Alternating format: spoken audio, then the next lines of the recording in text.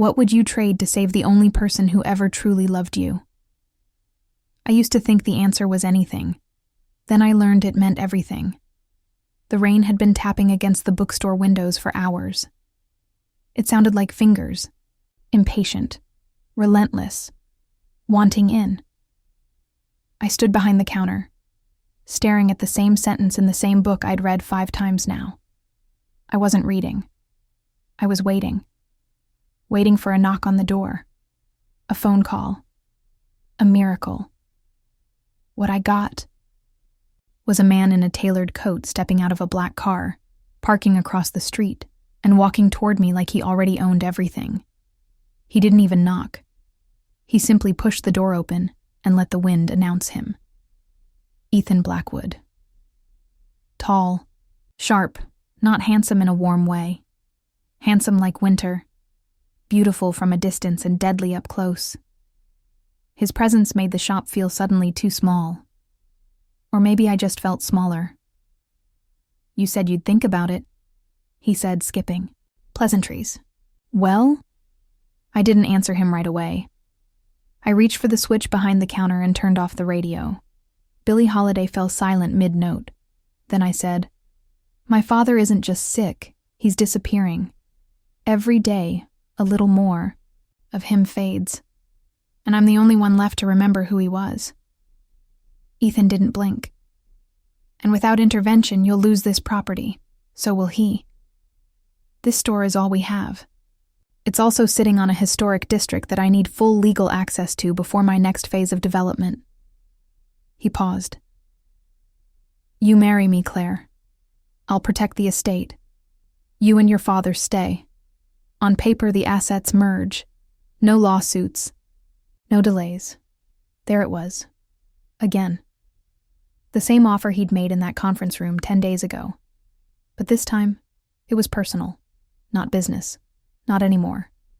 This time, he came to me. "Why marriage?" I asked. "Why not just offer to buy it?" Again? Because contracts are messy, wills get contested, board members get nervous. But if you're my wife, there are no legal loopholes. "And emotions?" I asked. "Are liabilities." I should have told him to leave, should have slammed the door and thrown the key across the street. But I didn't, because the hospital bill on my counter was past, due. Because my father forgot who I was twice last week. Because the city had already started sending letters about zoning changes and redevelopment opportunities. And maybe because I wanted to prove to myself that I could make a deal and not fall apart. The wedding was scheduled 4 days later. I picked the courthouse over the cathedral, a simple ivory dress. No bouquet, no guests. He wore a suit so sharp, it might have sliced open the sky. The judge looked at us like we were strangers. We were. And yet, I signed my name with a steadier hand than I expected. Claire Bennett, or rather, Claire Bennett Blackwood, as of 11:08 a.m.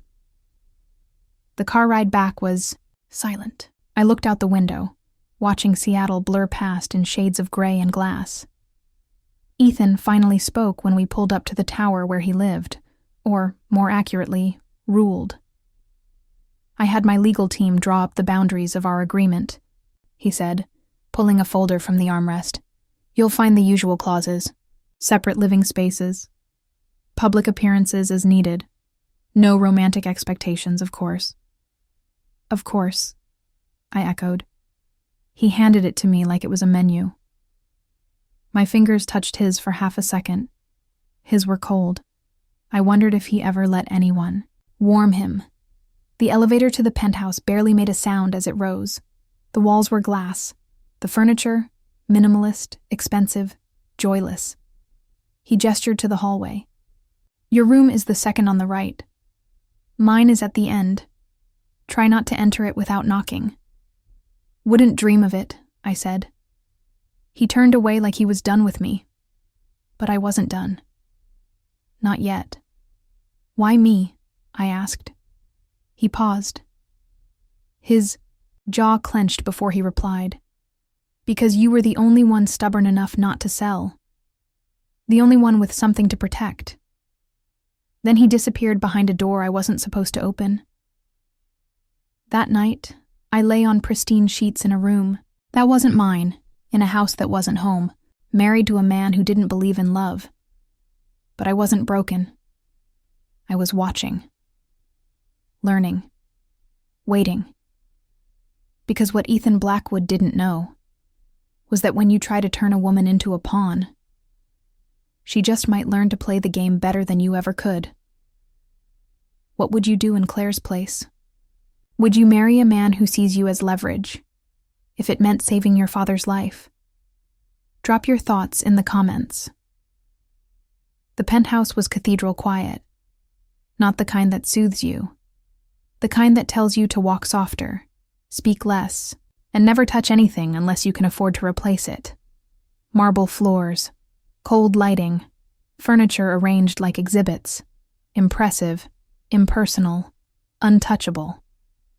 I stood at the window, watching the city from above.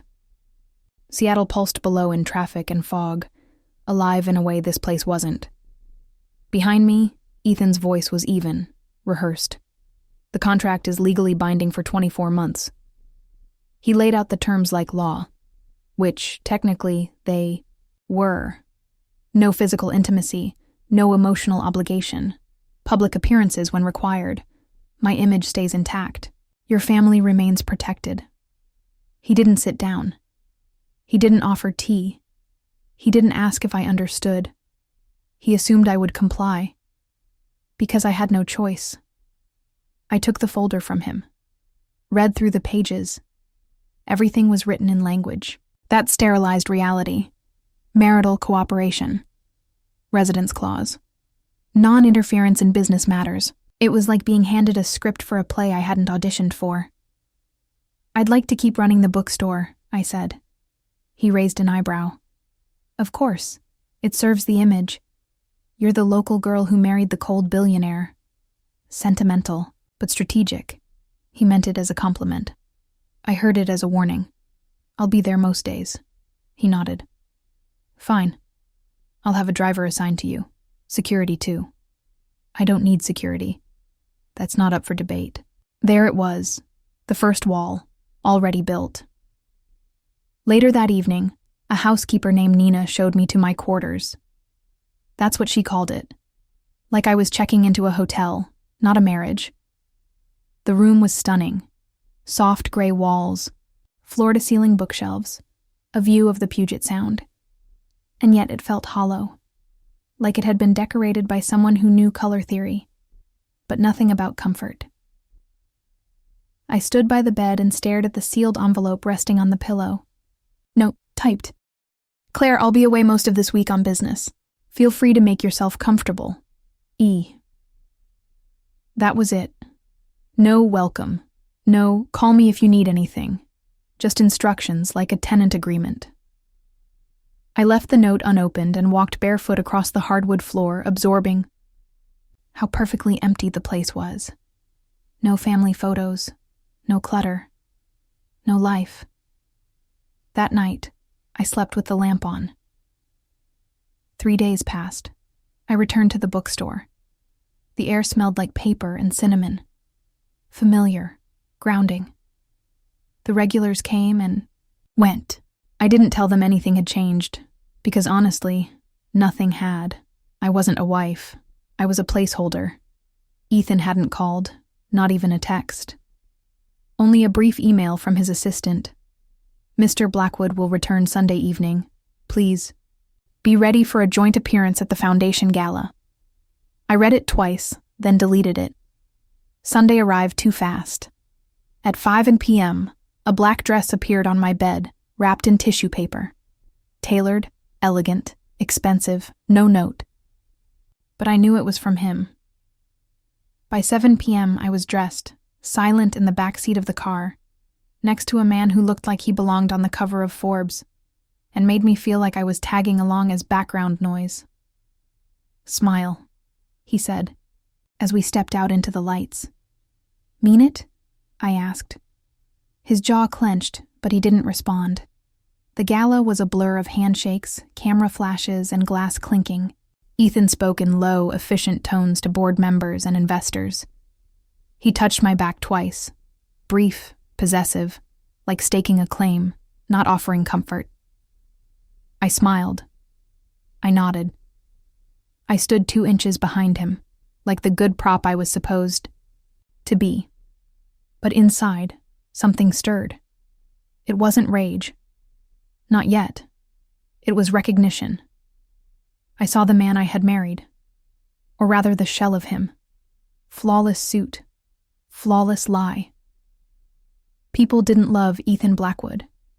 They feared him, respected his power, admired his discipline. But no one, absolutely no one, looked at him like they knew him. And I wondered if he even remembered what it felt like to be known. Back at the penthouse, he poured whiskey into a crystal glass, loosened his tie, and stared out the window without saying a word. I stood in the doorway. "You didn't need to marry me to complete a business deal," I said. He glanced at me. "No, I needed to eliminate uncertainty. You don't like questions you can't control. I don't like liabilities." I stepped closer, barefoot on polished wood. "So what am I to you, Ethan?" His eyes met mine, still unreadable. "You're efficient." And that was the moment I realized something important. He wasn't cruel because he wanted to hurt me. He was cruel because he didn't know another way to be.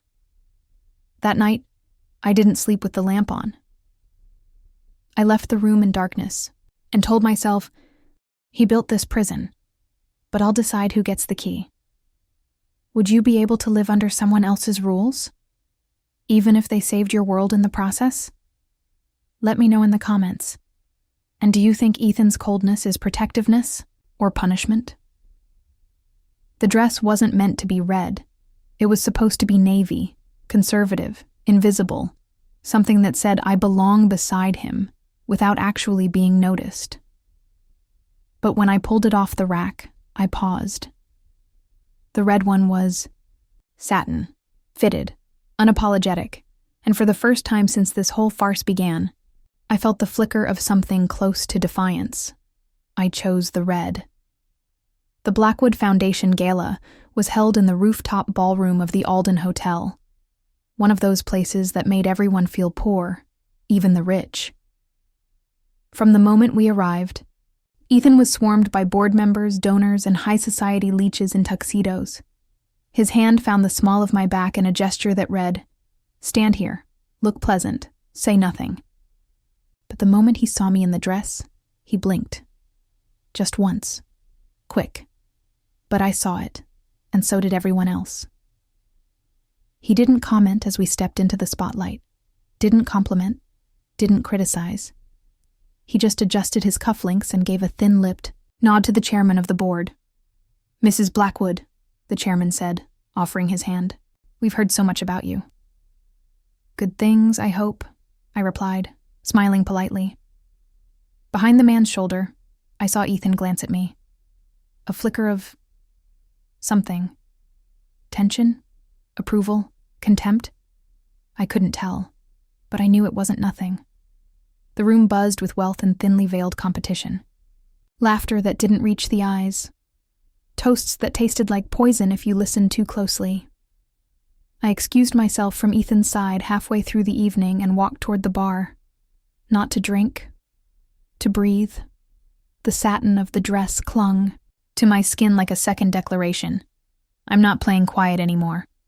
"Careful," a voice said beside me. "Red like that sends a message." I turned. The man standing next to me had silver at his temples and the easy charm of someone used to being the second most powerful man in any room. "Claire Blackwood," I introduced. He smiled. "Jackson Voss, Venture Tech, former rival of your husband." "Former." He shrugged. "He wins. I pivot." I raised my glass of water. "To reinvention." His eyes sparkled. "If Ethan has any sense, he'll watch you closely tonight." That's when I felt it. The temperature drop, the air tighten, Ethan had crossed the ballroom and now stood directly behind me. "Claire," he said smoothly, placing a hand, unnecessarily firm, on my lower back. "There's someone I'd like you to meet." I turned toward him, met his eyes. Cool blue, stormy. I was just getting to know Mr. Voss. "Were you?" Ethan said, voice like ice. "I'm sure he has fascinating insights. About irrelevance." Jackson smirked. "And I'm sure you'll keep your trophy wife on a very short leash." Ethan didn't reply, but his grip on me tightened. Back in the car, the silence throbbed like a bruise. He didn't look at me, didn't speak. The city passed in smears of gold and rain-slick black outside the window. Then, as we pulled into the garage of the penthouse tower, he finally said, "What exactly were you trying to prove tonight?" I turned my head. Calm. Deliberate. "That I'm not invisible." He laughed once, dry. "No one in that room could look away from you." That wasn't the dress. That was me. He looked at me then. Really looked. Like he was trying to see past the face, the red lips, the woman he married for convenience, like he was seeing the fire, and not sure if he wanted to put it out or watch it burn. In the elevator, we stood side by side, reflections staring back at us in polished steel. He spoke again, low, controlled. "Don't ever flirt with my enemies." I tilted my head. Then, "Don't leave me alone with them." He turned sharply, pinning me against the mirrored wall before I could blink. "You're my wife." "In contract only," I whispered. His breath hitched. For a fraction of a second, the control slipped. His jaw clenched. His eyes dropped to my mouth, but he didn't kiss me. He stepped back, straightened his jacket, and walked out of the elevator like nothing had happened. In my room, I peeled off the red dress and hung it carefully in the back of the closet. Not hidden, just waiting for the next time I needed to remind him. I am not yours to forget. Jealousy, possession, control. Was Ethan protecting Claire or warning her? And if you were Claire, would you push again or pull back?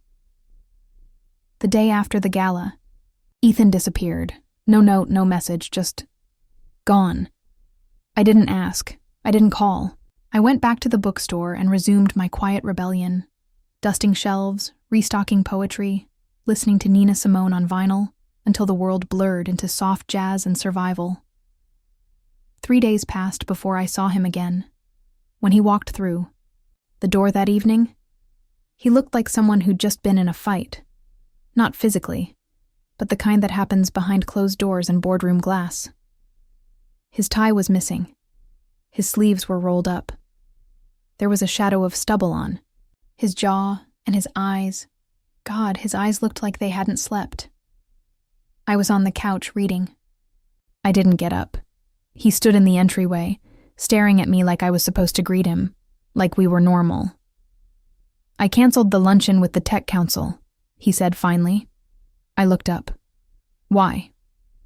"They moved the venue. Somewhere public. Too many eyes." I returned to my book. "Thought you liked eyes on you." "I don't like them on you." I closed the book, slow and deliberate. "You're not making sense." He walked into the room, not too close, not too far. Just enough to bring tension with him. "You think I don't see what you're doing?" he asked. "Remind me. What am I doing?" Making me look. He moved like a storm held barely in check. "I brought you here to solve a problem, Claire, not to become one." My heart should have pounded. My hands should have trembled. They didn't. I stood, stepped past him, and headed for the kitchen. "I made tea," I said over my shoulder. "There's enough for 2. Or you can drink another glass of your imported scotch and pretend I'm not here." He followed. Not like a man chasing something. Like a man hunting it. I poured tea without looking at him. Why does it bother you? I asked. What? When people talk to me. I didn't say it bothers me. Your silence does. He didn't respond. I slid a cup across the counter toward him. He took it, slowly, like it might bite.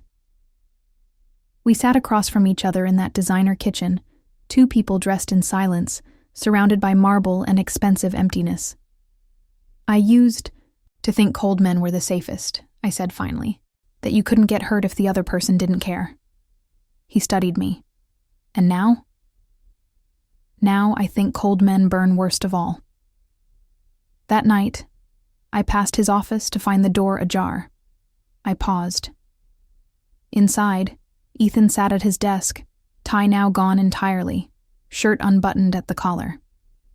His sleeves were pushed back to reveal forearms tense from whatever he'd just slammed into the desk. He didn't see me at first. He was staring at a picture frame face down beside his laptop. I knocked once, lightly. He looked up, startled. You okay? I asked. He didn't answer, just motioned me in with a nod, like that counted as something. I stepped inside and stood across from him. What happened to the photo? I asked. He didn't look at it. Old life, he said. Old love? He met my eyes, and for the first time since we met, he didn't look like a man who had the upper hand. He looked haunted. She married my best friend a month after we ended our engagement, he said. I didn't flinch. Ouch, he nodded. Yeah. She loved him more? She loved what I gave her. He gave her more. Like what? Ethan looked away. Time, emotion, chaos. I tilted my head. And you? He laughed once, bitter. I gave her a kingdom. She wanted fire. I walked over to the desk and picked up the photo. It was of Ethan, younger, still sharp but less worn. The woman beside him was beautiful, yes, but her smile was already half turned away from him. I put it face down again. You could give fire. You know, I said. He blinked. What? You just don't want to get burned. We stood there in silence, not empty this time, but full of the words he wouldn't say. The spaces I wouldn't fill in. The war neither of us had admitted we were fighting. Then I turned and walked out, leaving the door open behind me. Let him decide what to do with that. Later that night, I heard footsteps. Slow, measured. A knock at my door. I didn't move. Another knock. Quieter. Then, just his voice. I don't know how to let you in without losing pieces of myself. I closed my eyes. Didn't answer. Didn't open. But I left the door, unlocked. Is Ethan broken? Or just scared? Do you think Claire should keep protecting herself? Or begin pulling down her walls? What would you do if someone confessed they're afraid of loving you? The storm didn't start in the sky. It started in his silence. It was there that morning, at breakfast, where he didn't touch his coffee, didn't touch his phone, didn't touch me with so much as a glance. It followed us to the gala luncheon, where I stood beside him like a museum piece while he delivered a speech that used the word strategy 7 times and partnership 4, none of which referred to me. It simmered through the drive, home. The silence, the weight, the unfinished war between us. But it didn't explode until I said 5 words. I'm leaving for a while. We were in the hallway. I had my coat on, bag slung over my shoulder. He turned. Slowly. His voice was low, dangerous. What does that mean? It means I need air. I need space. I need a day or two to what? Punish me? Walk away from something you agreed to? Walk away from what, Ethan? I snapped. A contract? A cage? You haven't spoken to me like a human being in days. He stepped forward. "And what do you want me to say, Claire? That I think about you when I'm not supposed to? That every time you walk into a room I have to pretend not to notice the way you look, the way you smell, the way you—" He stopped himself. Too late. The words were already fire in the air. I dropped my bag, took a breath I didn't know I'd been holding, then stopped pretending. Lightning cracked somewhere above us. Thunder rolled. The rain was waiting outside the door when I walked out. Cold. Relentless. I didn't have an umbrella. I didn't care. I made it 10 steps down the front steps before I heard his voice. "Claire." I stopped. Didn't turn. Didn't move. Then footsteps. Fast. Angry. He grabbed my arm, not rough, but firm. I turned, soaked to the skin, hair sticking to my face, eyes blazing. "Let me go." "No." "You can't control me, Ethan." "I'm not trying to control you," he said, breathing hard. "I'm trying to understand why the hell you matter so goddamn much." And that was it. The crack in the ice, the fire in the rain. Kissed me. Hard, like a man possessed. Like he'd been starving for weeks and finally found water. His hands gripped my waist, my back, my neck, desperate and certain and shaking all at once. And I kissed him back, with everything I'd held in. With the fury, the longing, the bruised pride and hidden ache. We stumbled back inside, dripping wet, clothes clinging to skin. He didn't speak. He didn't need to. His mouth found mine again before the door even shut behind us. In the hallway, he lifted me, back against the wall, mouth on my throat. "Say stop," he growled. "No." He carried me to his room, the one I wasn't supposed to enter, and laid me down on a bed that smelled like cedar wood and night. His hands were rough, impatient. He tore my blouse open like he couldn't bear another second of restraint. Buttons flew, breath tangled, control shattered.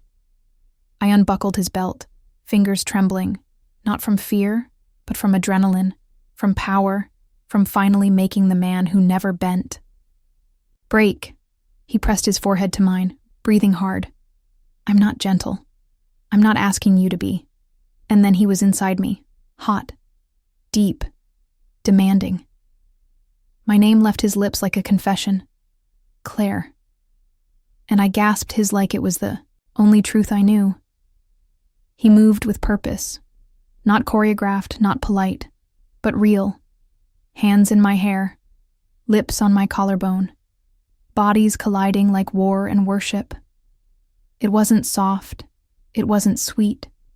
It was mine, and it was his, and it was us. For the first time, without any script. Afterward, we lay tangled in the wreckage of ourselves. The room was still. His chest rose and fell beneath my cheek. He didn't say anything. He just held me, like he was afraid I'd evaporate. And maybe I was afraid of that too. Finally he spoke. Just 3 words. Quiet, honest, raw. "You scare me." I pulled the blanket higher, closed my eyes. Good. That wasn't love. Not yet. But it was something real. "Do you think this kind of intensity is dangerous? Or necessary? Could you fall for someone like Ethan? After a night like that?" The morning after felt like the first real one since the wedding. The rain had stopped. The city, freshly rinsed, blinked under soft light, and Ethan Blackwood was still in my bed. Or rather, I was in his. His arm lay across my stomach, heavy, grounding. His face, usually carved in ice, had softened in sleep. Lines less sharp, mouth slightly parted, like he'd forgotten to wear the mask. For a moment, I let myself believe that everything had changed, that we had burned down the walls and built something new in the ashes. But fantasies, like fire, flicker fast. And then His phone rang. He woke with a sharp inhale. The name on the screen flashed once before he silenced it. "Board meeting," he muttered. "I'm late." He was already pulling on a shirt, buttoning it with mechanical speed. I sat up, clutching the sheet. "Ethan, we'll talk later." "Will we?" He paused, looked at me. "Yes, we will." But his voice was already shifting, sliding back into steel, and the man I met last night began retreating into the man I married. He was gone before the coffee finished brewing. By noon, the world knew. The news broke online first. Ethan Blackwood walks out of $320 million acquisition meeting. For a woman? Then came the video. Grainy security footage leaked from the hotel. Ethan exiting the boardroom mid-negotiation, phone in hand, jaw tight. Headlines exploded. Blackwood cracks under. Pressure. CEO derailed by mystery bride. Love interest or liability. And just like that, I became a scandal. Not a person. Not a wife. A headline. By the afternoon, reporters were outside the bookstore. By evening, my name was trending. And by night, I was hiding. In the stockroom, heart pounding as the front door jangled again and again. Nina tried to turn them away, but it was no use. The world wanted a villain. Or a victim. And they hadn't decided which I was yet. The door creaked open. "Claire?" "Ethan." He looked wrecked. Tie loosened, sleeves rolled, eyes bloodshot from more than just stress. I didn't stand. I didn't smile. I waited. "You should have told me," I said. "About what?" "That you were going to walk out. That you were willing to throw your reputation into a fire." "I didn't plan it," he said quietly. He stopped. Tried again. "They said something about you. One of them. A joke. About contracts. About using you to secure the property and the board. I laughed at first. Then I saw your face. You weren't even there." I remembered your face. He stepped closer. "I remembered the way you looked at me that night. After. Like I was more than a deal. And now you've lost that deal." "Yes." Silence. No excuses. No justifications. Just, yes. I stood, slowly. "Do you regret it?" Didn't look away. "I regret not walking out sooner. That night, I trended for the wrong reasons. Gold digger wife, should Blackwood break down. Contract Claire. They called me a manipulator. An opportunist. A distraction. And Ethan? He didn't release a statement. Didn't deny it. Didn't blame me. Instead, he showed up to a press conference the next morning and said one sentence. "Every decision I've made this year, including who I married, was mine. And mine alone." And then he walked off stage. Back at the penthouse, I found him on the balcony, staring at the skyline like it owed him something. I joined him. We didn't speak. Not for a long time. Then, "I've never had anyone ruin me this quietly," he said. "You ruined yourself. I just didn't stop you." "Exactly." He turned to me. Tired. Vulnerable. Stripped of the empire. "They'll pull out, Claire. The board. The investors. They don't like risk." "Am I the risk?" "No. Me loving you is." My breath caught. He'd never said it before. Not directly. Not without walls. "You what?" "I don't know when it happened, but somewhere between our silence and your smart mouth and that damn red dress, I stopped seeing you as leverage and started seeing me as what? As the one thing I can't negotiate." I stepped back. Afraid of how much I wanted to believe him. Afraid of what came next. What happens now? Now, you get to choose. He reached into his coat pocket and pulled out an envelope. Inside, Divorce papers. Signed on his end. No pressure, no rules, no timeline. You're really giving me the choice? You always had it, Claire. I was just too afraid to admit it. He left the envelope on the table and walked away. Didn't look back. Didn't ask for an answer. Just left the room like a man who'd finally understood that love isn't control. It's surrender. And now? Now it was my turn to decide. Not out of obligation, not out of guilt, but out of power. Do you believe Ethan truly changed? Or is he just afraid of losing? Should Claire forgive him now that he's finally let go of control? What would you do if the power was finally yours? The envelope sat on the kitchen counter for 2 days. Untouched. Unopened. I walked past it. Cleaned around it. Ate breakfast beside it. It waited silently, like a question with no deadline. Inside were Ethan's signatures. On every page. On every line that severed us. And yet, he hadn't walked away from me. He'd walked away from control. From the version of himself that always won. Now it was my turn. I stayed at the bookstore longer those 2 days. I needed time.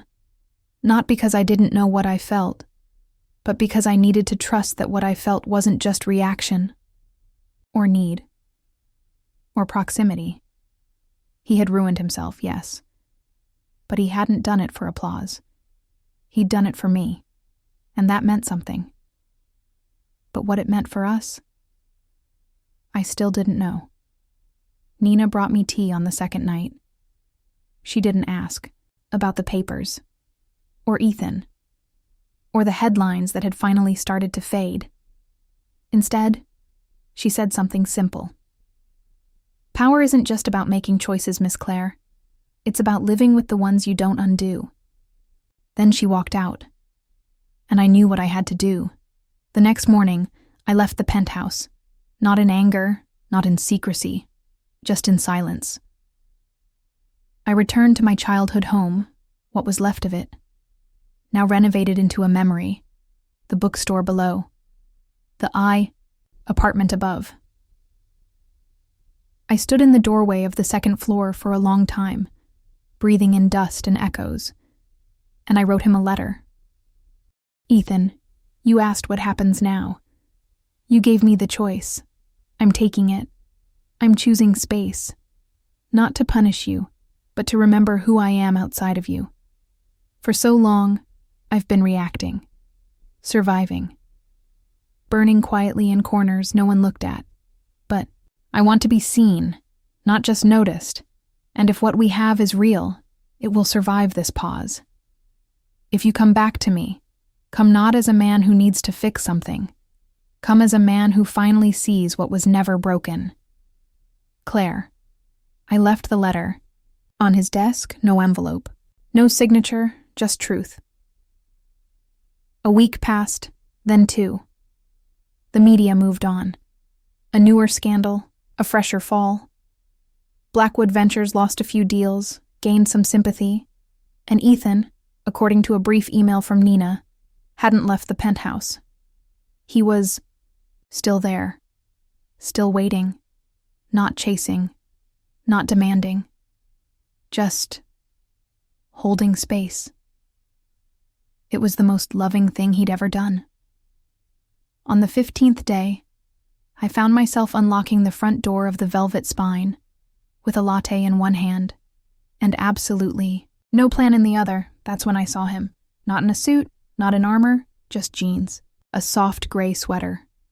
His hair slightly messy, like he'd run a hand through it too many times. He stood by the poetry section, staring at a worn copy of Neruda's 20 love poems and a song of despair. He didn't see me at first. When he finally did, he blinked like I was something imagined. You came back, I said. You left the door open. I always do. He stepped forward, book still in hand. I don't have a plan or a pitch. Good. I just miss you, in every room, in every hour. He looked at me, Claire, I don't need you to be quiet, or small, or convenient. Held the book out to me. I need you to be poetry, loud, unruly, untranslatable. My heart didn't race. It steadied. Because this time, he wasn't trying to own me. He was offering to join me. I took the book from his hands, flipped to the final page, tore it out. I found a pen on the counter, scribbled a single line across the back. Then I handed it to him. He read it once, then again. Then he smiled. Not the cold, practiced one. The real one. The one I hadn't seen until now. Does this mean yes? He asked. Read it again. He did. Aloud. You never owned me. But now, I choose to be yours. He stepped forward. Hands gentle now. Not claiming, inviting. He kissed me like a man who'd lost a war, and finally learned peace.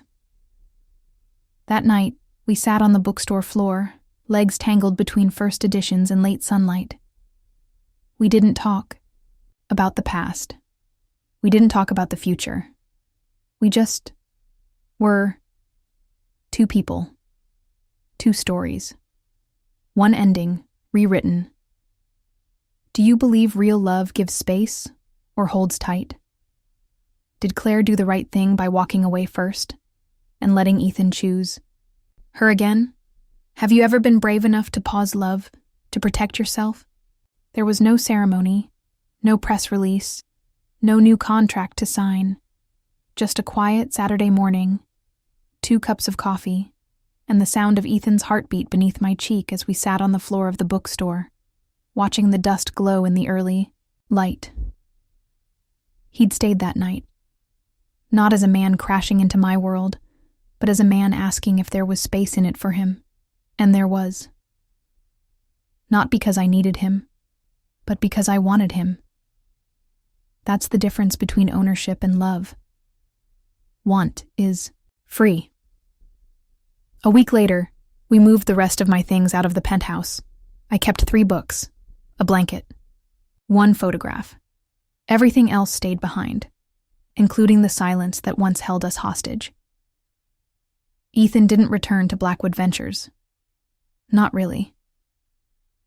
He stepped down from the CEO seat quietly, offered it to his second-in-command, and shifted his focus to something new. He opened a foundation for small, family-run bookstores in struggling neighborhoods. He called it the Claire Project. I didn't ask him to. He didn't announce it. But I found the paperwork on the counter one morning, signed, notarized, and already in motion. There was a note clipped to the top. You reminded me that building something real takes time. This time, I want to build it with you. E. Our marriage never had a restart button. There were no second vows. No new wedding rings. We didn't need them. What we had now wasn't built on terms and timelines. It was built on slow mornings, on late-night walks where he held my hand like he never wanted to let go, on dinners where we cooked badly and laughed anyway, on arguments that didn't end in doors slamming, but in whispered apologies and shared blankets. We didn't fix each other. We just stopped trying to break ourselves. People still whispered. Some said I trapped him. Others said he fell for the long con.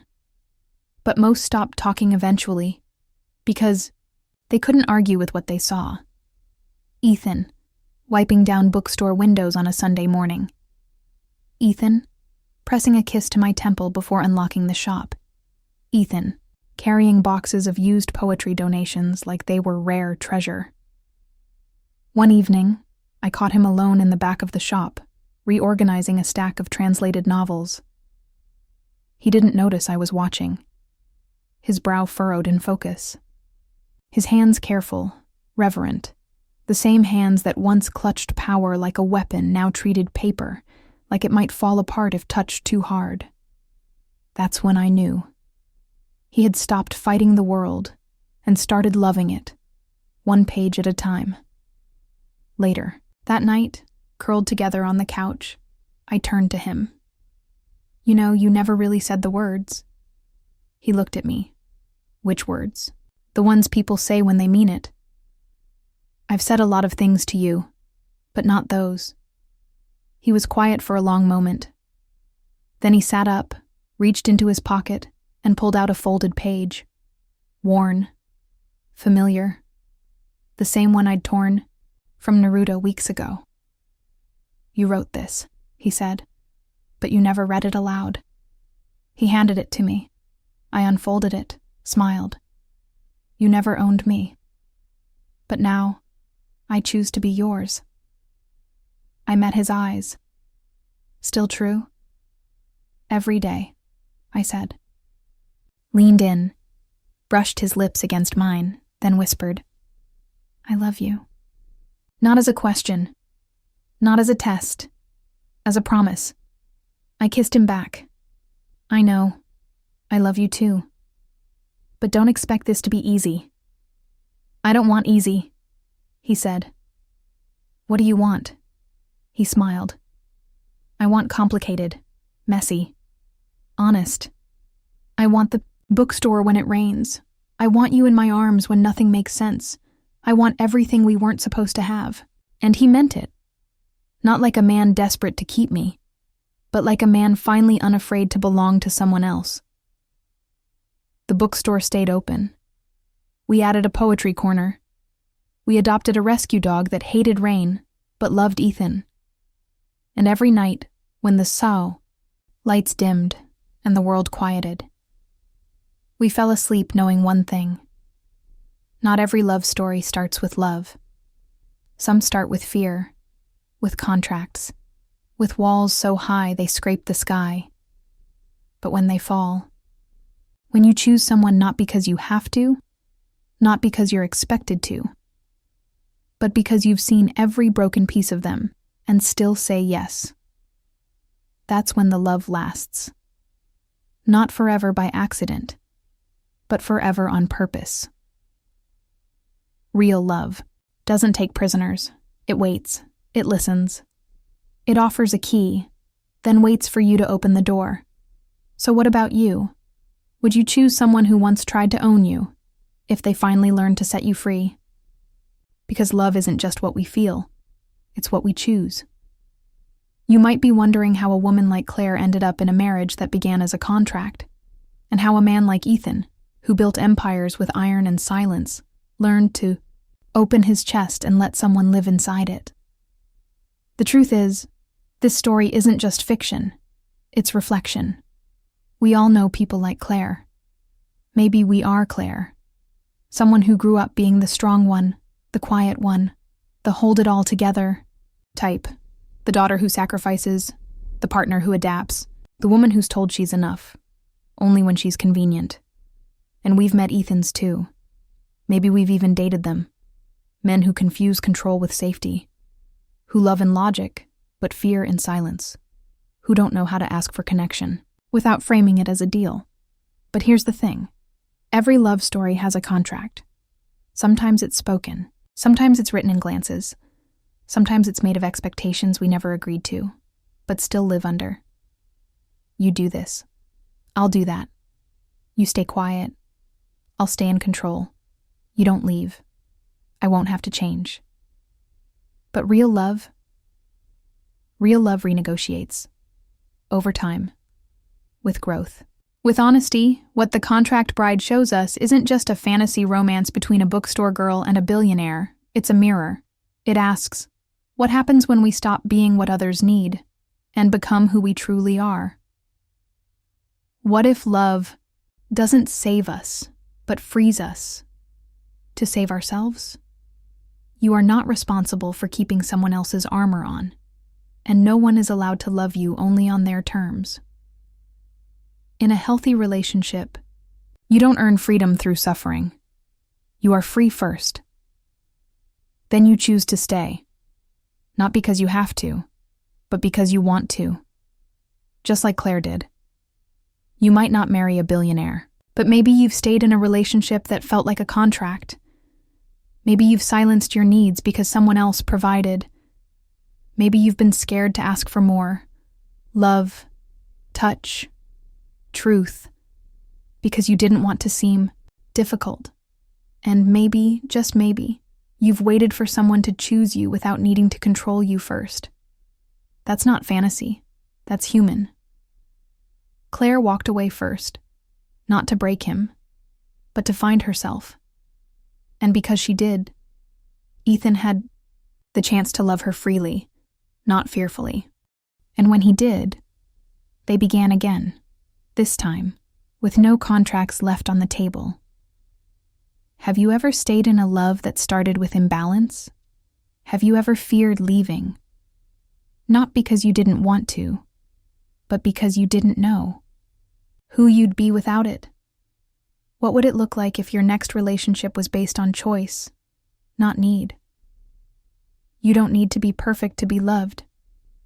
You just need to be honest enough to ask for more, like Claire, and strong enough to give it. Like Ethan, in the end, the best kind of love doesn't trap you. It sees you and lets you walk toward it on your own.